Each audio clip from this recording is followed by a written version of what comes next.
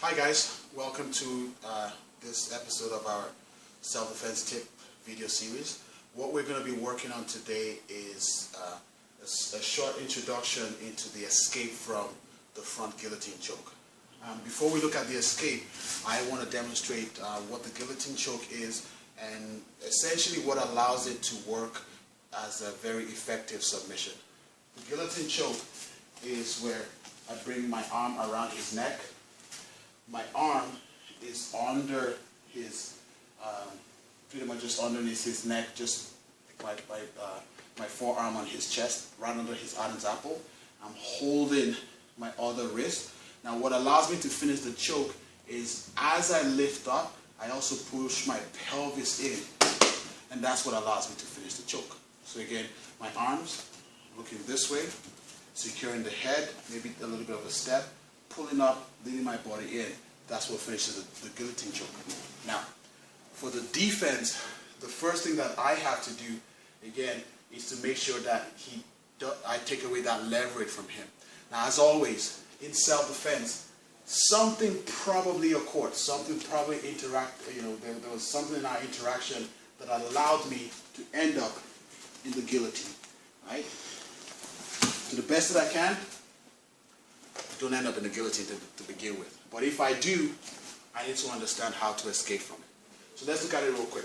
So he has me in the guillotine choke. So now, as soon as he moves forward and he squeezes, lift up, I'm going to get choked. So the first thing I need to do is to take away that leverage from him. So when he grabs, when I find myself in this position, I want to push back so that when he tries to push in, it makes it a bit harder for him to finish the choke. Now, it's not to say I'm totally safe. I'm just buying myself time. Another thing to be mindful of is if I'm too slow, and even though I'm pushing up, if he jumps and wraps his legs around me, takes me into his guard, falls down, he'll probably be able to finish the choke. So I can't stay here for too long. So really quickly, let's look at the first variation.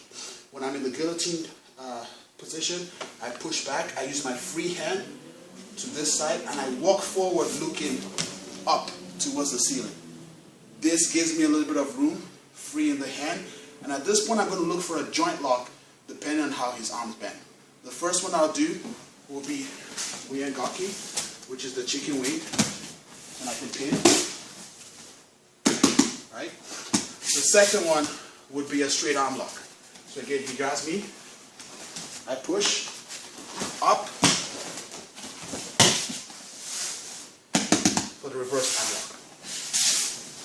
Depending on the position of his hands, will determine which joint lock I'm going to do. There's several other joint locks that come out from this, but what's important is I get the escape first. Okay, so now let's look at the second variation. Now this variation is a little bit, I guess, more reliable, because sometimes whenever I try to do the first escape like I did, like I said, he might just jump into the guard and try to finish the submission, or he might have such a tight grip, making it hard for me to break that grip. So in this one, I'm going to do an actual takedown. So again, he grabs me in the guillotine position. Right? I use one hand to secure this arm, lift my other arm over his shoulder, and then I push into his hip. So this makes it a little bit harder for him to finish the position, and my left hand over here is also leaning towards this part of his body. So again, from here, he has the guillotine. I push this hand over, lean him. Now I'm going to walk towards his side, drop to my knees to take him down. I'm going to look for my submission, looking up as I break the grip. Now I have him again for the Karami. Okay? Now one thing is important I should mention though is in this takedown, I am being very careful in how I take him down, because I don't want to go from a bad position into a really bad position. And this is what I mean. When he has me in the guillotine, so pretend you have the guillotine, and I'm doing the takedown, what I don't want to do is a reap. I don't want him to trip and fall. Because as he falls, remember, he still has my neck.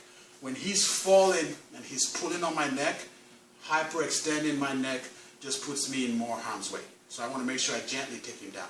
The second thing to be mindful of is I should go to the opposite side of his body. So what I mean is, if he has me in the guillotine over here, moving to this side of his body to do the takedown further allows him to do the pin.